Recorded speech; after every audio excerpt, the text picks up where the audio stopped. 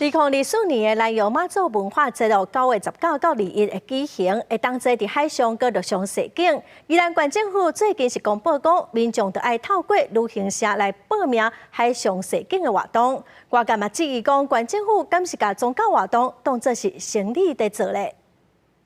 针对出发的时阵放炮火，尊顶载着妈祖的神尊，南洋妈祖文化节活动，了景时阵是行海路，真有特色。逐年拢吸引真侪游客。不过县府的资讯讲，今年要参加的报名旅行社的大数行程。对外面或观光客人就可能他是有必须有这样的需求，所以我觉得这样会对于在地人可能就会觉得参与性没有这么高的意愿这样。民众认为宜兰人参加活动无大数的需求，为着出海强迫爱大数无合理，就无想要去参加，有人质疑。县府安尼先做是将传统的宗教活动商品化。妈祖文化节其实还是宗教文化的意义大过于就是商业的行为。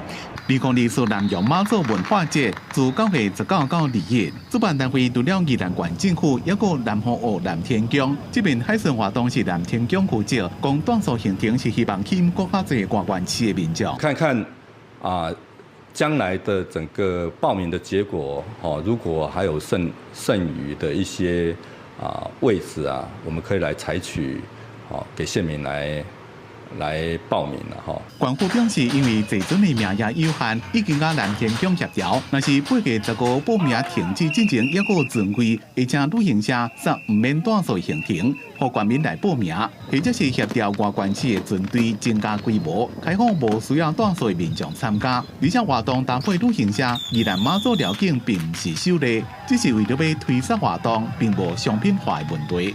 记者综合报道。